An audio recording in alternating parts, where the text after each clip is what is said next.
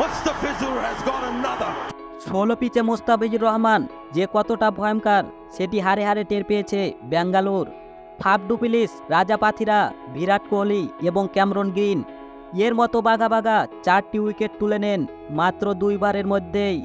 তাই তো ধারাভাষ্যকাররা এ সময় মোস্তাফিজুর রহমানের প্রশংসা না করে থাকতেই পারলেন না। বিরাট কোহলিকে আউট করার পর দ্বিতীয় ওভারেই 74 বলে এমন একটি 16 ডেলিভারি দেন যেখানে ফিজের বল বুঝতে না পেরে রীতিমতো হতবাক হয়ে যান তিনি। স্টাম্প ভেঙে দেন মোস্তাফিজুর। গ্রিন ফিরেন মাত্র 18 রানে। মোস্তাফিজুর এমন উইকেট নেওয়া দেখে ধারাভাষ্যকাররা চিৎকার করে ফিজের প্রশংসা করছিলেন। শুধু ফিজের প্রশংসা করেননি, বাংলাদেশের নামটা বারবার গর্ব করে বলছিলেন তারা। Bowler from Bangladesh. ফিজের সে সাথে গর্বিত বাংলাদেশও। প্রিয় দর্শক, ফিজের আইপিএলের এমন পারফর্ম আপনার কেমন লেগেছে তা অবশ্যই কমেন্টে জানাবেন।